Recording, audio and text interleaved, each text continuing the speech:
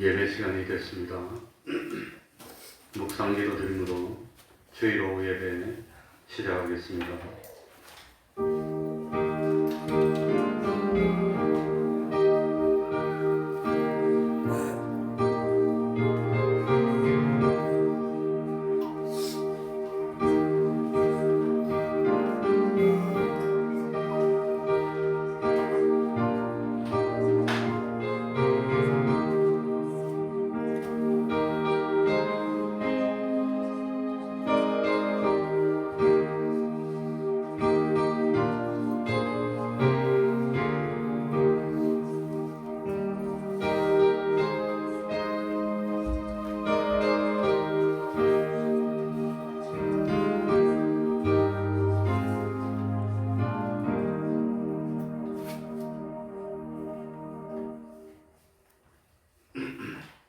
찬송 올리겠습니다.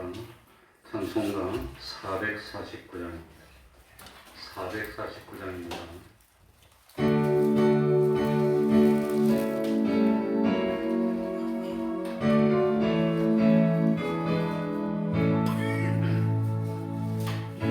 세상의 친구들 나를 버려도 나를 사랑하느니 예수뿐일세. 예수 내 친구 날 버리지 않네. 온전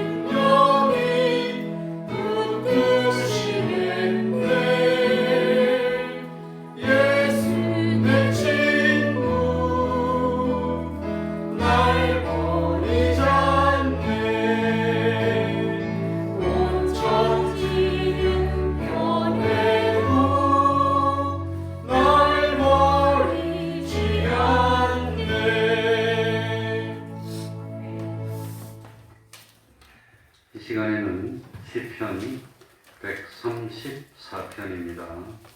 시편 134편 1절부터 3절까지밖에 없습니다. 함께 읽도록 하겠습니다. 시편 134편입니다.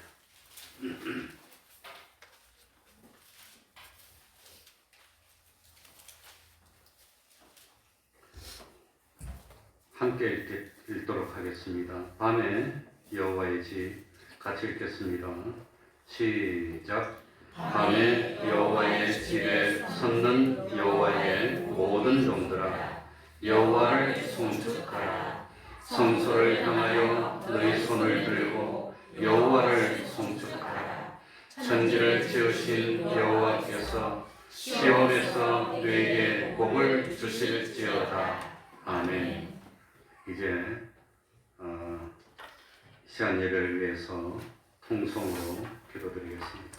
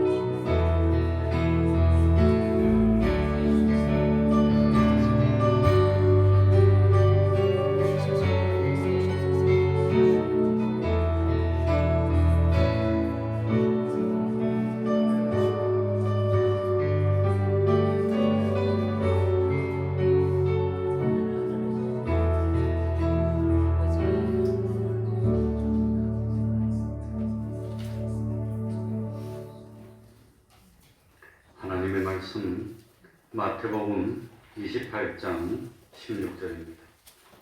마태복음 28장 16절입니다.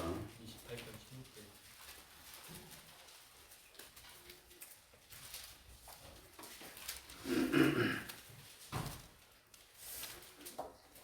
마태복음 28장 16절입니다. 제가 읽겠습니다.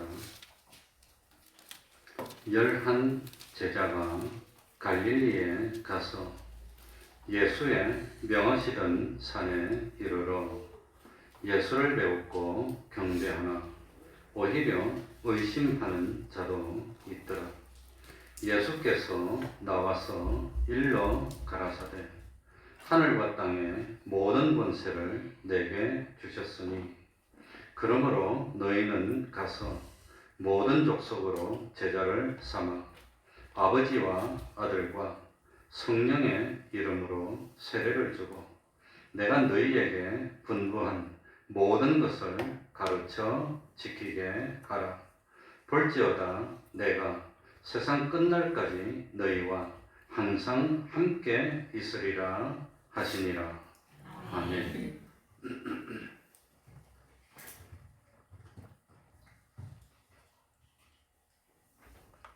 교회의 본질이 뭐겠습니까?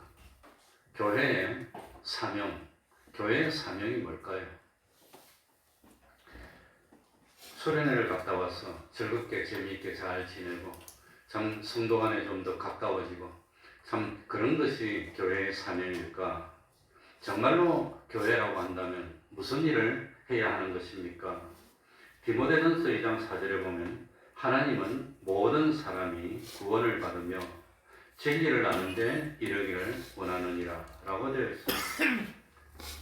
베드로후서 3장 9절 하반부의 말씀도 오직 너희를 대하여 오래 참으사 아무도 멸망치 않고 다 회개하기에 이르기를 원하시느니라.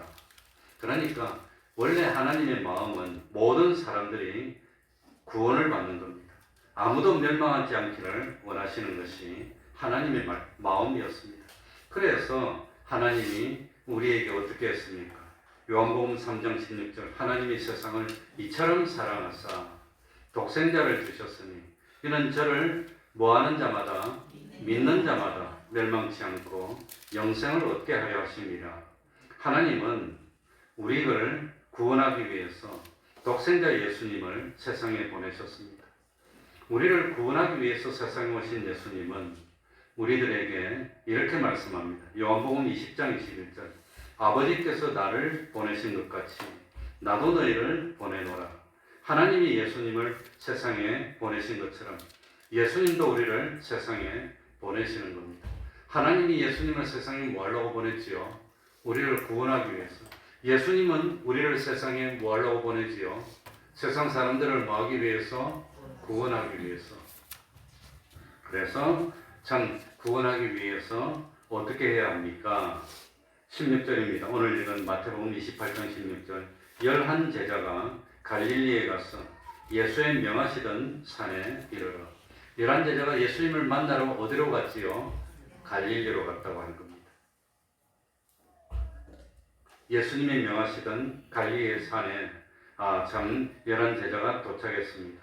아마도 그 갈릴리의 산에는 천사들과 예수님으로부터 직접 갈릴리에서 만나리라는 말씀을 들었던 그 예수님을 따랐던 여인들도 있었을 겁니다. 그리고 갈릴리에는 고린도전서 15장 6절 말씀대로 참 500여 형제나 함께 있었습니다. 왜 예수님은 십자가를 지시기 전에 또 십자가를 지고 난 뒤에 부활한 후에도 제자들에게 예루살렘에서 만나자. 그러면 쉬울 텐데 갈릴리에서 만나자. 왜 갈릴리에서 만나자고 했을까요? 예수님은 십자가를 지고 죽으시고 부활하고 난 뒤에 제자들과 갈릴리 우리 가던데 그 산 있지. 그 산에서 만나자고 약속을 했습니다. 그런데 기독교에서 제일 중요한 곳이 갈릴리라기보다는 예루살렘입니다. 참 이 예루살렘은 예수님이 예루살렘 주변의 베들레헴에서 탄생했습니다. 예수님이 십자가에 못 박힌 곳이 예루살렘입니다. 예수님이 부활하신 곳이 예루살렘입니다. 신약 성경이 시작한 곳도 예루살렘이고, 그러니까 성령이 임한 곳도 예루살렘입니다. 그런데 그 중요한 예루살렘이 아니고 왜 제자들에게 갈릴리에서 만나자고 그랬을까요? 왜 그랬을까요?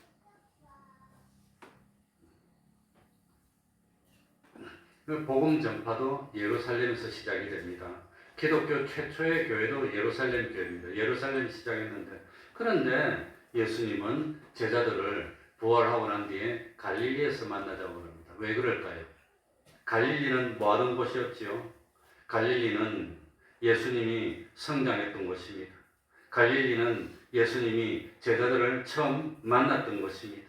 갈릴리는 예수님이 제자들에게 기적을 베풀고 말씀을 가르치고 함께 먹고 함께 자고 함께 다니며 함께 복음을 전하고, 그러니까 갈릴리는 예수님이 제자들을 모아둔 곳, 양육하던 곳입니다. 그래서 갈릴리는 제자들이 예수님을 만나서 은혜를 받던 곳이고 변화를 받은 곳이고 예수님을 체험했던 곳입니다. 예수님과 함께 이 갈릴리 해변가를 거닐고 말씀을 듣고 그물을 던져서 물고기를 잡아서 기적을 체험했던 바로 그곳입니다. 갈릴리는 병자에게 기적으로 병을 고치고 구원의 기쁨을 맛보았던 그곳이 갈릴리입니다.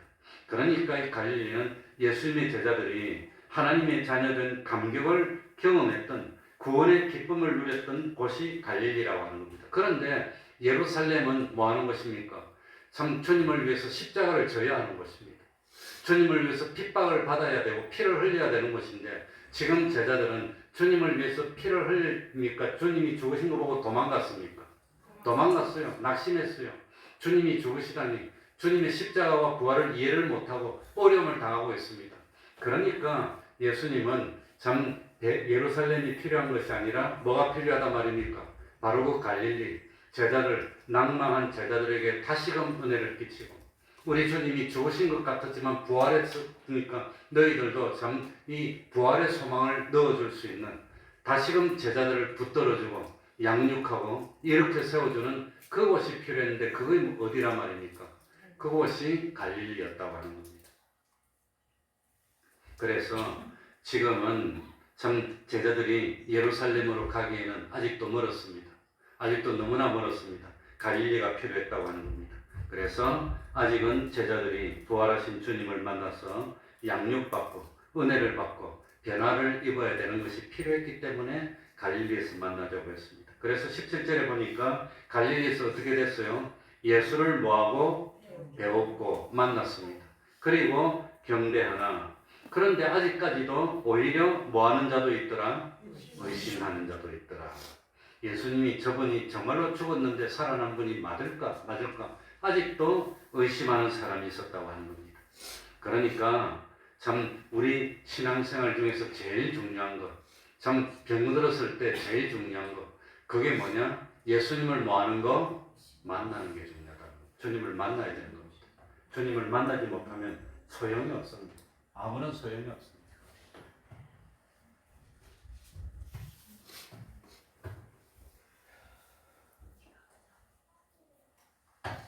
주님을 만나야 되는데 만나지를 못하면 주님이 나를 믿고 나를 따르라 그러는데 못 믿는 겁니다. 아무리 해도 못 믿어. 그러니까 참 어쨌든 그건 뭐 하나님 주신 달란트니까 어쩔 수가 없어. 그냥 주님을 믿고 주님이 나를 향해서 오겠느냐 하면 탁 뛰어야 되는데 못 뛰어요. 그냥. 죽을까 봐 겁이 나서 못 뛰는 거예요. 그러니까 제일 먼저 주님을 만나는 것이 중요합니다. 그런데 그 중에 오히려 의심하는 자도 있더라. 주님이 죽으셨던 주님이 못자국을 보여줍니다. 창자국을 보여줍니다. 그 고난받아서 채찍 맞았던 자국을 다 보여줍니다. 그리고 살아나서 보여줬습니다. 그런데도 못 믿는 사람이 있었다고 하는 겁니다. 왜 못 믿을까요? 대부분의 사람들은 다 믿었습니다. 500명 중에 대부분의 사람은 믿었는데 일부는 믿지를 못해. 왜 못 믿을까요? 오전 말씀대로 하면 뭐가 들어서 못 믿어요? 병 들어서 못 믿어요. 그러니까 의심하는 병이 들어서 못 믿는 겁니다. 그러니까 참 사람들이 하나님을 믿지 않고 신앙을 갖지 않는 이유가 무엇이겠습니까? 참 주님이 죽으셨다가 부활했다는 걸 보지 못해서 못 믿는 거 아니에요. 봐도 안 믿어. 그 사람들은 왜 안 믿느냐? 안 믿는 병이 들어서 그래요. 믿지 못하는 병이들 아무래도 못 믿어. 보여줘도 못 믿어. 목적을 봐도 못 믿어. 이것도 가짜예요. 이거 보여주면 이것도 가짜예요. 보여주면 이것도 가짜예요. 보여줘도 못 믿어요. 못 믿는 뭐가 들었습니까? 병이 들었어. 안 믿으려고 작정했기 때문에 못 믿는 겁니다. 그런 사람들이 있습니다. 그러니까 참 그 사람은 믿지 않으려는 의지가 있습니다. 그런 사람은 할 수가 없습니다. 안타깝지만 그는 믿게 할 수가 없어요. 그러니까 아무리 진리를 가르쳐줘도 일단 못 믿는 병이 든 사람들은 안 믿는 거예요. 그러니까 참 안 되기는 했지만 그런 사람 속에는 사탄의 영이 들었기 때문에 안 믿는 겁니다. 사탄의. 그래서 부활하신 예수님을 눈으로 보면서도 믿지를 못하는 겁니다. 그러니까 그런데도 불구하고 우리 예수님은 그렇게 믿지 않고 주님을 부인하고 삐뚤어진 마음을 가진 사람까지도 주님은 사랑해 주신다고 하는 겁니다. 사랑해 주십니다. 그래서 택자로 제자로 삼아주시고 믿음의 일꾼으로 삼아서 끝까지 믿도록. 참 위협도 제자들이 사실은 다 안 믿고 다 도망갔습니다. 도마만 의심한 거 아닙니다. 다 의심했습니다. 여인들이 먼저 주님을 만나고 제자들이 와서 우리가 부활하신 주님을 만났다니까 아무도 안 믿어. 베드로도 안 믿어. 다 안 믿었습니다. 그러나 결국은 다 믿게 됐습니다. 그러니까 12 제자들, 무려 예수님을 3년이나 따라다니던 제자들도 못 믿었는데 다른 사람이 믿는 것이 얼마나 힘들겠습니까? 그러니까 이렇게 의심하던 사람들, 겁을 내고 숨어있던 사람들, 도망했던 사람들이 변화되어 위대한 예수님의 증인이 되고 순교의 제물이 될 수 있도록 변화가 된 계기가 뭐냐? 성령 강림이라고 합니다. 성령을 받아요. 성령. 오순절 성령을 받고 난 뒤에 변화가 되는 거예요. 처음에 제자들은 겁이 나가지고 문을 안으로 잠그고 발벌 떨고 못 나갑니다. 그러나 베다니에서 주님이 성천하신 모습을 보고 와가지고 떨지 않았습니다.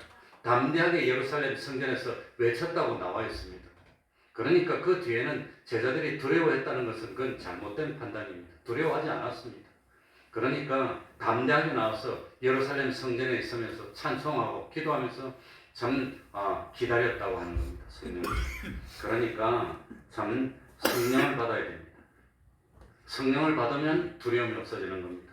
그리고 예수님은 갈릴리에서 제자들을 만나서 소위 말하는 지상 최대 명령을 합니다. 18절부터 보겠습니다. 우리 같이 한번 읽어볼까요? 예수께서 같이 읽겠습니다. 18절입니다. 시작. 예수께서 나와 일러 가라사대 하늘과 땅의 모든 권세를 내게 주셨으니. 예수님이 먼저 자기를 소개합니다.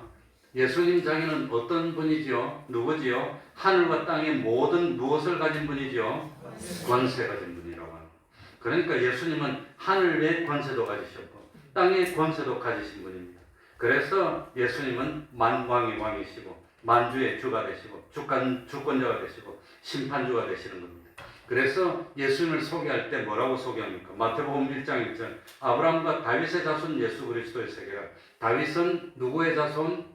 다윗이란. 예수님은 누구의 자손? 다윗의 자손. 왕의 후손이라고 하는 겁니다. 그러니까 왕의 혈통으로 난 참 그런 분이라고 하는 겁니다. 그리고 마태복음 2장 2절에도 유대인의 왕으로 나신 이가 어디 계시며 우리가 동방에서 그의 별을 보고 예수님의 별을 보고 예수님에게 경배하러 갔노라.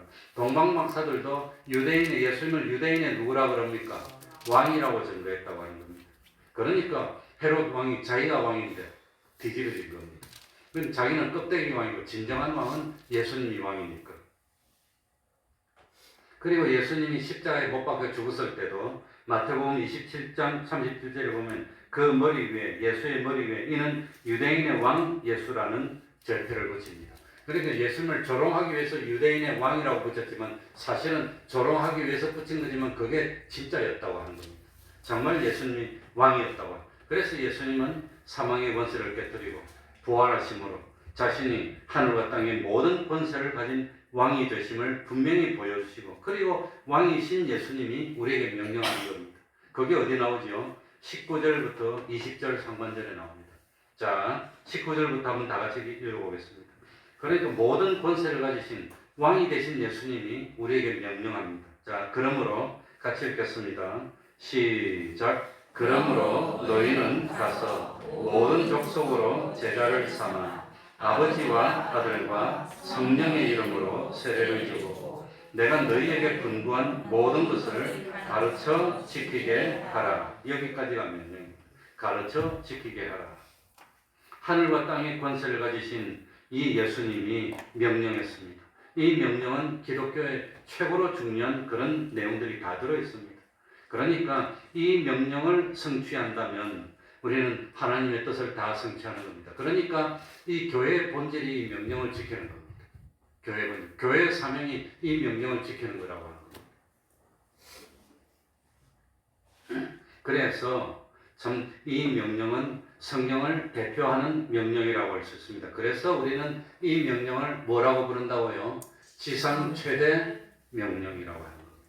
이 교회의 본질입니다.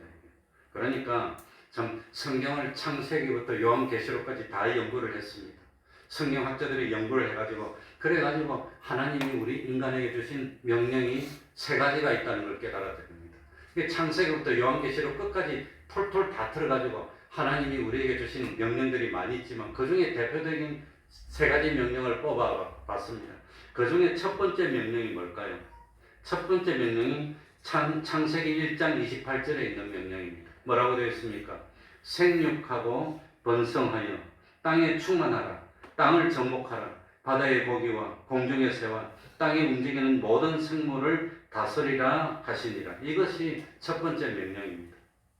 그러니까 하나님이 우주 만물을 창조하시고 이 우주 만물을 정복하고 다스리는 주인으로서 우리에게 첫 번째 내린 명령이 뭐냐? 땅에 충만해서 땅을 다 점령하고 땅의 주인이 되라는 겁니다. 그게 첫 번째입니다. 그런데 참 우리는 땅에 충만하지 못하고 점점 찌그러들고 있습니다. 점점 찌그러들고 있고 금년 들어서 기적이 나타났는데 출생률이 조금 늘었답니다. 출생률이 조금 늘어가지고 0.7%랍니다. 0.6%로 떨어지다가 0.7%를 지켰어요. 그게 망조입니다, 망조. 대한민국은 가만히 놔두면 그냥 망하는 겁니다. 0.7이 뭡니까? 0.7이. 그러니까 이거 뭐 한 50년만 지나면 누가 건드릴 필요도 없어. 이북이 우리 뭐 할 필요 그냥 놔두면 스스로 찌그러져서 망하게 돼 있어요. 그러니 생육하고 번성해야 되는데 땅에 충만해야 되는데 그런데 뭐 생육하고 번성하기는 그냥 서로 싸우고 믿고 물질 때문에 다투고 이래가지고 그냥 가만히 놔둬도 다 없어질 건데 다 소멸될 건데 뭔 상관이 있어요. 뭐 전쟁할 필요도 없어요. 그래서 첫 번째 명령도 사실은 서로 사랑하고 그러지 못하고 첫 번째 명령도 참 아무튼 지키지 못합니다. 두 번째 명령은 어디 나오느냐? 요한복음 13장 34절. 요한복음 13장 34절. 뭐 찾아보셔도 되고 제가 읽어드리겠습니다. 새 계명을 너희에게 주노니 서로 사랑하라. 내가 너희를 사랑한 것 같이 너희도 서로 사랑하라. 그러니까 두 번째 계명은 우리가 세상에 번성하고 살면서 뭐 하란 말이지요? 사랑하는 겁니다. 근데 어떻게 사랑하는 거지요? 남자 여자가 마음 맞아서 눈에 맞아서 사랑하는 그런 사랑이 아니라 예수님이 우리를 사랑한 것처럼 사랑하는 그게 사랑입니다. 우리가 주님을 배반했는데도 주님은 우리를 용서해 주시고 우리는 주님을 버렸는데도 주님은 우리를 위해서 피 흘려 주시고 그게 그런 사랑을 하라는 겁니다. 그래서 두 번째 명령은 무슨 명령이라느냐? 서로 사랑하면서 살라. 미워하지 말라. 성경에도 이렇게 십계명도 하나님을 사랑하고 이웃을 뭐 하는 거지요? 사랑하는 이걸 문화명령이라고 해요. 문화명령. 사랑하라는 거예요. 그러니까 이 두 번째 계명은 인인관계에 있어서 이 세상을 살아가는 삶의 명령입니다. 기독교는 뭡니까? 사랑의 종교라 사랑하라고 하는 겁니다. 근데 그 사랑이 어떤 육신을 가진 남녀가 눈이 맞아서 사랑하는 그런 사랑이 아니라 주님이 우리를 위해서 희생해 주신 그런 사랑을 하라고. 그래서 사랑하는 방법도 가르쳐 줬습니다. 내가 너희를 사랑한 것 같이 우리 주님이 우리를 사랑해 주신 것처럼 사랑이라고 하는 겁니다. 그런데 지금 사랑하고 있습니까? 서로 싸우고 있습니까? 지금도 싸우고 있습니다. 오후에 되니까 잠도 오니까 지나가는 말 한번 하면 이란이 이스라엘에 미사일 200발을 쏘았는데 드디어 이스라엘이 복수를 했습니다. 지난 25일 날 우리가 수련회 가서 즐겁게 지내고 있을 때 이스라엘이 복수를 했는데 미리 복수하기 전에 너희를 치겠다고 미리 가르쳐 줬답니다. 준비하라고. 짜고 치는 겁니다. 짜고 치는 거. 우리가 너희를 보복해서 미사일 몇 발 쏠 테니까. 그 이란은 200발 쐈는데 이스라엘 몇 발 안 쐈어요. 뭐 비행기 한 100대 정도가 갔다고 그러는데, 그런데 뭐 그 비행기 가다가, 그러니까 전쟁이 일어나면 제일 먼저 하는 작전이 SEAD, 시드라는 작전입니다. 시드가 뭐냐, 우리말로 하면 적 방공망 무력화시키는 겁니다. 그러니까 시드가 뭡니까? Suppression of enemy air defense. 그걸 갖다 디펜스 시스템.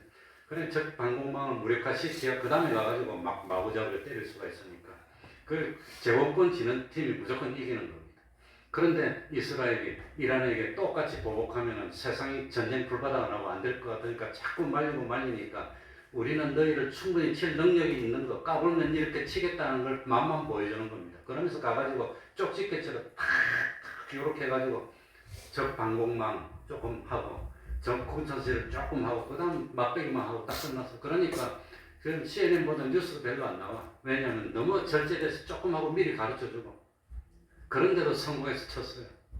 그러니 얼마나 무섭습니까? 우리 너희들 칠 수 있어. 까불지 마. 하고 맛배기로 딱 보여주고 끝냈다는 겁니다. 그러니 참 이스라엘 사람들은 서로 사랑하라는 거 지켰습니까? 안 지켰습니까? 쏘갑지 말라 그랬는데 아무튼 절제되게 했기 때문에 안 그러면 제대로 보복했으면 난리가 나고 뉴스 나올 텐데 뉴스가 조금 나오고 말더라고. 그러니까 이거는 확전으로 안 간다. 맛만 보여주고 우리한테 능력이 있어. 그것만 보여주고 끝낸 겁니다. 그리고 세 번째 명령이 뭡니까? 오늘 읽었던 마태복음 28장 그 19절부터 20절 전반부까지 이 명령입니다. 그런데 이 명령을 우리는 뭐라고 부르지요? 지상철의 명령이라고 하는 겁니다. 지상철의 명령. 그러니까 참 마태복음 19장에 보면은 젊고 유능하고 부유한 유대인 관원 청년이 나옵니다. 이 관원 청년은 참 젊었고 돈도 많고 권세도 있고 부족함이 없었는데 뭘 얻고 싶었어요? 영생을 얻고 싶었습니다. 그래서 영생에 목말라다가 드디어 예수님을 만나서 내가 무슨 선한 일을 해야 영생을 얻을 수 있습니까? 하고 물어봅니다. 그럴 때 예수님이 뭐라고 합니까? 가서 온전하고 잘진데 참 뭡니까? 소유를 다 팔고 가난한 자들을 주라. 그리하면 하늘에서 보화가 내게 있으리라. 그리고 난 뒤에 나를 따르라고 말을 합니다. 주님을 따르면 영생을 얻는 거지. 그랬더니 이 부자 청년이 고민을 합니다. 고민을 하다가 뭐가 많음으로 소유가 많음으로 주님을 위해서 버리지 못하고 갚버렸다고 하는 겁니다. 그 부자 청년의 문제가 뭡니까? 부자 청년은 예수님에게 뭘 얻고 싶었어요? 영생, 제일 귀한 거 생명을 얻고 싶었는데 그런데 생명을 얻고 싶어 하면서 자기가 기중히 여기는 물질은 뭘 하지 못합니까? 주님을 위해서 버리지 못하는 겁니다. 나는 하나도 버리지 못하겠는데 그냥 영생 달라는 겁니다. 그럼 주님이 주겠습니까? 내 아끼는 건 하나도 손해보기 싫어. 난 절대 손해보기 싫고 내가 아끼는 건 주기도 싫어. 그 대신 주님이 가지고 있는 영생만 주시면 안 됩니까? 그랬더니 실패하고 갔다가 예수님이 그거 주겠습니까? 못 줬지. 그래서 부자 청년은 실패하고 갔다. 우리도 예수 믿으면서 부자 청년처럼 믿는 겁니다. 주님 잘되게 해주세요. 성공하게 해주세요. 주님 보고 좋은 거는 달라고 하면서 자기 좋은 거는 절대 양보 안 해요. 내 거는 절대 못 내놓겠어. 그리고 주님에게만 무조건 내놔래. 그럼 주님이 주겠습니까? 응? 주님은 나를 위해서 피 흘려주시고 생명도 주시고 다 주시는데 그런데 나는 다 받아가지고 나도 내 건 내 마음대로 하고 내 거는 하나도 못 내놓겠습니다. 그 대신 주님 건 다 주시죠. 이런데 주님이 어떻게 줍니까? 못 준다고 하는 겁니다. 그래서 부자 청년처럼 믿는 것은 나는 주님을 위해서 하나도 희생 못 하겠습니다. 나는 주님을 위해서 기중형인 거 하나도 못 드리겠습니다. 그 대신 주님 건 다 주세요. 이게 부자 청년의 믿음이라고 하는 겁니다. 그래서 예수님이 뭐라고 가르칩니까? 참 나를 따르려면 다 버리고 따라야 된다. 자기를 부인하고 따라야 된다. 그랬는데 나중에 이 참 제자도 가르치는 마가복음 9장에 보면 세상 사람들이 주님을 따른다고 하면서 먼저 뭘 하고 따르겠다 그럽니까? 부모님 장례 다 지내고 내 할 일. 주님을 따르는 것보다 더 중요한 게 있는데 그건 양보 못 하겠다는 겁니다. 그리고 뭐라 그럽니까? 참 주님을 따르고 예수 믿고 영생 얻는 것보다 더 중요한 거 그건 절대로 못 버리겠답니다. 그러니까 가족을 작별하고 따르겠습니다. 그러니까 가족 작별하고 작별한다는 것은 무슨 뜻입니까? 가족에 대해서 책임 다 해놓고 애들 다 길러놓더니 애들 장가 보내고 따르겠습니다. 장가 가니까 손자도 다 봐주고 따르겠습니다. 손자 봐줬더니 또 손자 뭐 학교도 가야 돼. 다 봐주고 따르려고 했더니 팍 죽어버리네. 그러니까 이것이 무슨 신앙이란 말입니까? 누구하고 똑같이 주님이 나를 따르라 그러니까 부모님을 장례지려고 따르겠습니다. 가족을 다 작별하고 따르겠습니다. 뭐 이러고 따르겠습니다. 그랬더니 예수님이 손에 쟁기를 잡고 뒤를 돌아보는 세상에 아쉬운 것만큼 미련한 것 주님을 따르는 것보다 중요한 거 그거 다 해놓고 내 중요한 거 다 해놓고 그 다음에 내 볼일 다 보고 그 다음에 따르면 안 됩니까? 그 다음에 믿으면 안 됩니까? 그러니까 그런 사람 필요 없답니다. 쟁기를 잡고 마음밭을 가는 신앙생활을 하다가 뒤를 돌아보는 자는 소금기둥이 되는 겁니다. 그러니까 롯의 아내는 피난 가다가 뒤를 돌아보고 뭐가 됐어요? 소금기둥이 되고 말았다. 끝이 났다고 하는 겁니다. 우리 신앙은 그런 신앙이 되면 안 된다는 겁니다. 그런 신앙이 되면 주님이 주겠습니까? 그러니까 영생을 받기는 싶은데 내가 기중에 여기는 물질은 하나도 못 내놓겠습니다. 그래서 영생만 주세요. 이게 부자청년의 신앙입니다. 우리도 그러면 안 된다는 겁니다. 그러니까 주님의 지상 최대의 명령, 이런 명령을 행하기 위해서는 버릴 걸 버려야 되는 겁니다. 주님도 우리를 위해서 다 버려주셨는데 난 하나도 못 버리겠습니다. 손해도 못 보겠습니다. 내 기중은 하나도 못 내놓겠습니다. 그러고 주세요. 그러면 그건 주님이 못 준다고 하는 겁니다. 그러니까 참 예수님의 지상 최대 명령을 행하기 위해서는 다 버려야 되는데 지상 최대 명령이 뭐냐? 자, 우리 다시 한번 읽어보겠습니다. 19절부터 20절 초반까지 다시 한번 읽어보겠습니다. 여기서 제일 중요한 게 뭘까요? 제일 중요한 게 뭔지 한번 다 같이 읽어보겠습니다. 그러므로 다 같이 읽습니다. 시작. 그러므로 너희는 가서 모든 족속으로 제자를 삼아 아버지와 아들과 성령의 이름으로 세례를 주고 내가 너희에게 분부한 모든 것을 가르쳐 지키게 하라. 여기 보면은 제자 삼아 세례를 주고 또 가서 참 제일 먼저 나오는 게 가서 제자 삼아 세례 주고 가르쳐 지키게 하라. 요 네 가지 동사가 나오는데 제일 중요한 동사가 뭘까요? 여기서 제일 중요한 게 뭘까요? 확률은 4분의 1입니다. 뽑기 잘하잖아요. 제일 중요한 게 뭘까요? 네? 여기서 제일 중요한 건 제자를 삼합니다. 그런데 이제 미안한 말은 한글로 보면 똑같이 나오는데 영어나 다른 말로 보면 구별이 됩니다. 여기서 제대로 된 동사는 제자 삼하고 요거 하나밖에 없습니다. 그러니까 명령형으로 제자를 삼아라는 것은 명령으로 되어 있고 나머지 가서 그 다음에 세례를 주고 가르쳐 지키게 하라 이건 분사로 나옵니다. 그러니까 제자를 삼기 위해서 필요한 부대 조건들이 세 가지입니다. 이 제자를 삼아야 되는데 어떻게 제자를 삼습니까? 기다립니까? 찾아가라고 하는 겁니까? 찾아가라고 하는 땅 끝까지 가라고 하는 겁니다. 가라고. 두 번째는 뭘 주고 가서 뭘 주고 세례를 줍는 겁니다. 그리고 세 번째는 가르쳐 지키게 하는 겁니다. 그럼 제자는 어떤 사람이 제자일까요? 백가는 제자가 되려면 누가 제자지요? 어떤 사람이 제자? 자격증 시험 쳐서 합격하면 제자가 됩니까? 3년 동안 예수님을 따라다니고 필기시험에 합격하고 실기시험에 합격하면 제자가 됩니까? 제자가 되려면 무슨 자격이 어떤 사람이 제자가 되는 것입니까? 예수님의 제자라는 것은 무슨 뜻일까요? 언뜻 생각하면은 제자라는 것은 특별한 훈련을 받고 양육을 받아서 과정을 거쳐야 제자라고 생각할 수 있지만 그렇진 않습니다. 한때 뭐 제자훈련 유명하게 많이 해야 되고 뭐 제자훈련하고 뭐 같이 했는데 그래서 자격증을 받아야 제자가 되는 게 아닙니다. 예수님의 제자가 된다는 게 무슨 뜻입니까? 자, 성경 읽어보겠습니다. 요한복음 4장 1절 우리 다 같이 읽어봅시다.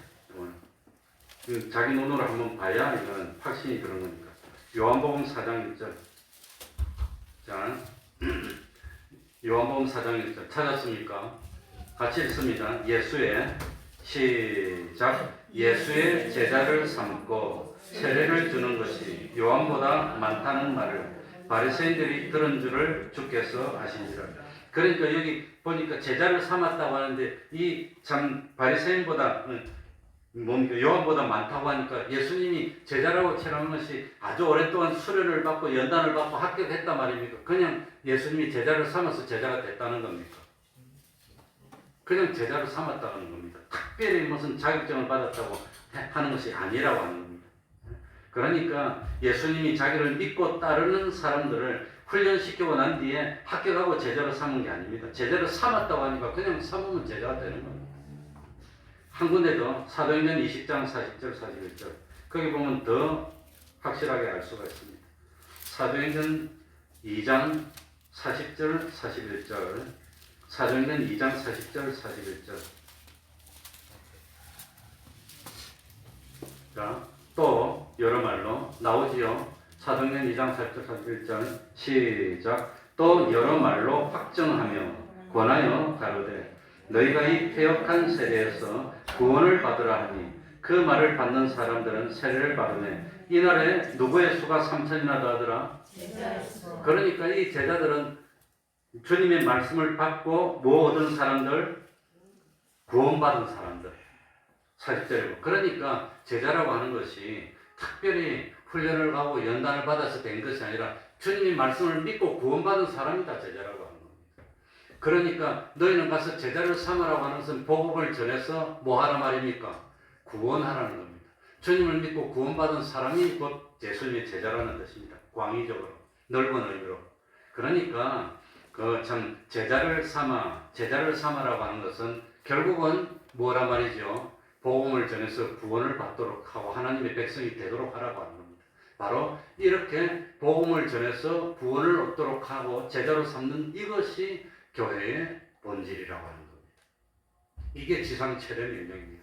그러니까 교회의 본질이 뭡니까? 뭐 해야 됩니까? 예배도 드리고 말씀도 가르치고 교제도 나누고 뭐 다 하지만 제일 기본적인 제일 큰 사명이 무슨 사명? 복음 전파의 사명이라고 합니다. 이거 어렵습니다. 이거 어렵습니다. 그러니까 교회의 제일 기본적인 사명은 본질은 뭐냐? 복음을 전파해서 사람들이 말씀을 듣고 말씀을 들으면 뭐가 생기지요? 믿음이 생기고 믿음은 뭘 얻는 거지요? 구원을 얻는 것. 이거 하는 것이 제자를 만드는 것이고 이게 교회의 본질이라고 합니다. 교회의 사명입니다. 이거 해야 되는 겁니다. 이거. 그러니까 참 제자를 삼기 위해서는 가만히 앉아서 기다립니까? 집집마다 찾아다니고 거리마다 찾아다니는 겁니까? 갔습니다. 가서 찾아가는 겁니다. 찾아가는 거. 그리고 두 번째로는 가서 세례를 주고 그러니까 이 세례를 받으려면 일정 기간 참 뭡니까? 교육도 시키고 이제 세례 받으려면 기본적인 건 가르치고 천주교는 거의 참 철저해가지고 시험 쳐서 합격 안 하면 세례를 안 줘요. 천주교는 세례 못 받으면 구원이 없어요. 그래가지고 천주교 다니다가 실망해서 나온 사람이 우리 분당에 있을 때 교회 몇 사람 와가지고 아니더라고 찾아온 사람이 있습니다. 그거는 세례 못 받으면 구원도 없고 하늘나라 못 가거든요. 그러니까 시험에 떨어지고 자꾸 그러고 못 외우겠고 에라 모르겠다고 천주교 안 가고 교회로 가서 믿으면 되지 하고 교회를 타고 가서 믿으니까 구원받더라고. 얼마나 좋아요 우리 교회로. 그게 원래 교회고 원래 맞는 것이고. 그러니까 이 제자 삼는 것 첫 번째가 가서 두 번째는 뭘 주고? 세례 주고. 그럼 세례 못 받으면 구원이 없을까요? 세례 못 받아도 구원이 있을까요? 세례 못 받아도 구원 됩니까? 안 됩니까? 구원 되죠. 뭐 보니까 알죠? 뭐 보니까? 예수님이 한쪽에 매달렸던 강도 보니까 그 강도는 세례 받았습니까? 못 받았습니까? 못 받았어. 그냥 십자가에 매달려서 죽어가면서 주여 나를 불쌍히 여기소서. 그러니까 나와 함께 낙원에 있으리라. 낙원에 있으면 구원받은 거지. 그러니까 그런 경우는 예외적인 경우입니다. 예외적인 경우고 세례를 주라고 하는 것이 주님의 명령이기 때문에 우리는 세례 문답을 하고 안수를 해서 세례를 준다고 하는 겁니다. 그러니까 이 뭐 세례를 못 받는다고 돈 못 넣는 건 아니지만 주님의 명령, 참 권세 있는 자의 명령, 세상과 땅과 하늘의 모든 권세를 가진 주님의 명령이니까 세례를 주라니까 세례를 주는 겁니다. 그리고 세 번째는 가르쳐 지키게 하라.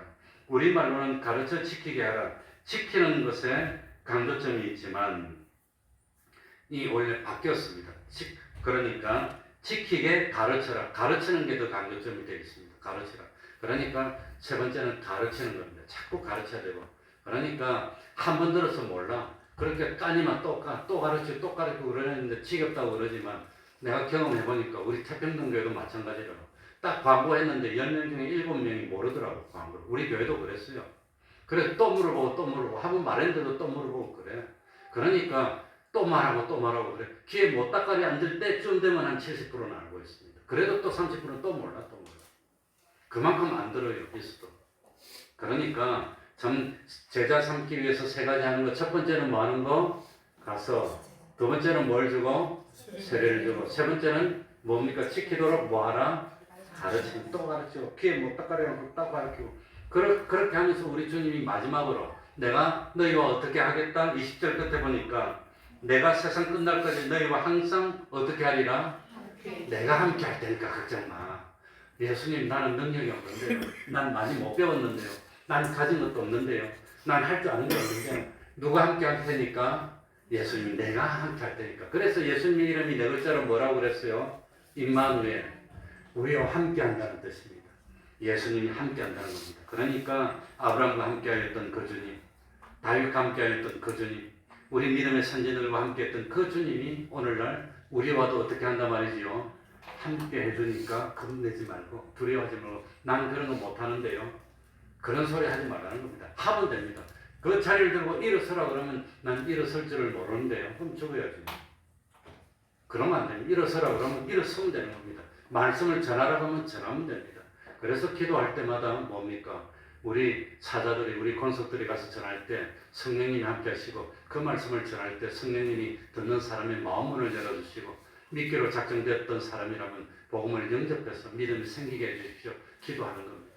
이게 우리 교회의 사명이라는 걸 잊지 말아야 됩니다.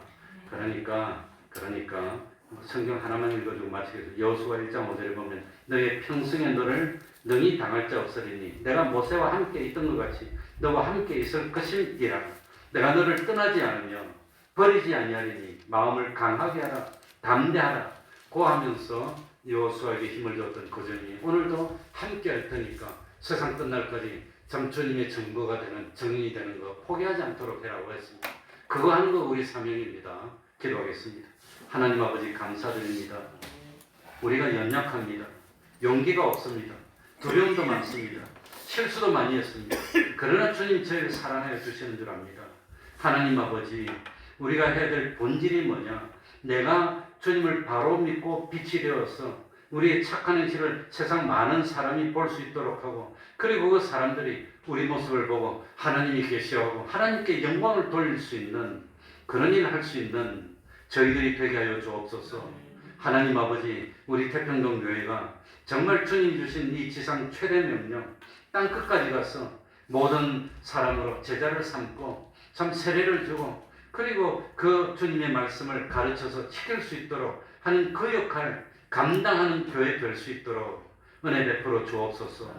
연약하지만 부족하지만 하나님이 붙들어 주셔서 이 일을 능히 할 수 있도록 참 성령 임하게 하시고 능력 받도록 하여 주시고, 그리고 조그만 힘이지만 도시락 하나밖에 안 되는 것이지만 그걸 들고 나가면 5,000명을 먹이는 기적을 일으켜 주실 줄 믿습니다.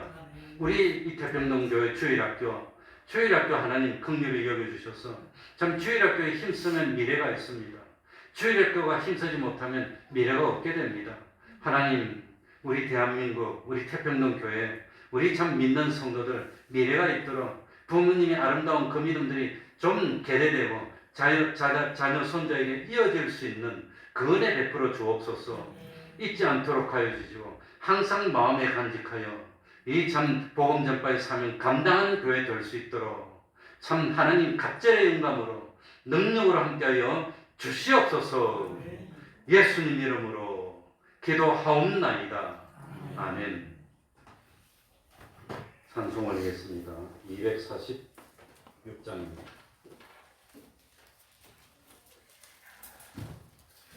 246장.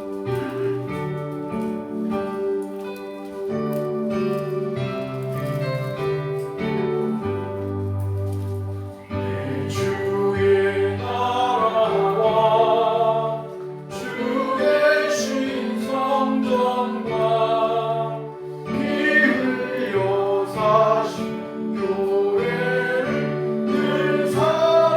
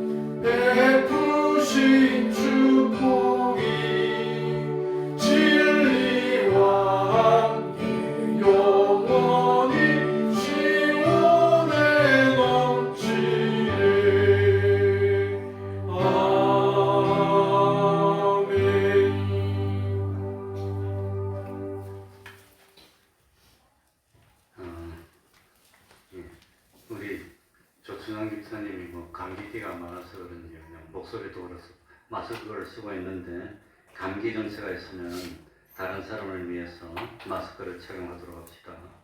뭐 광고할 게 없어서 미리 넣습니다. 11월 17일 주변 수수감사도 뭐 하나라도 가고 그리고 수련회 한다고 많이 참 수고 많이 해주셔서 감사드립니다. 준비되는 대로 결산을 보고하도록 그렇게 하겠습니다.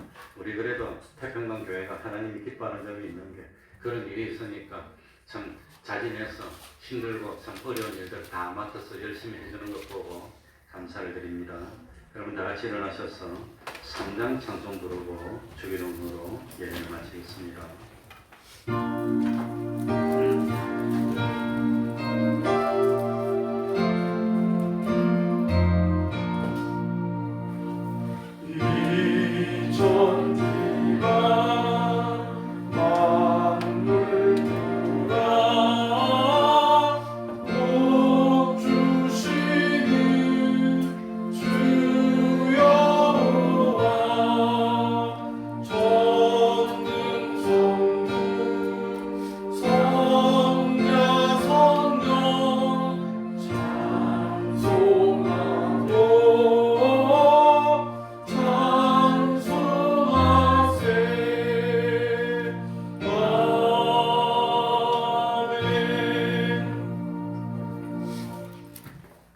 하늘에 계신 우리 아버지여, 이름이 거룩히 여김을 받으시오며 나라의 임하옵시며 뜻이 하늘에서 이룬 것 같이 땅에서도 이루어지이다.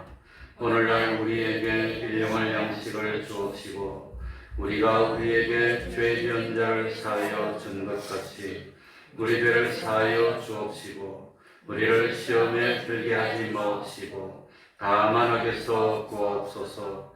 대개 나라와 권세와 영광이 아버지께 영원히 싸움나이다. 아멘.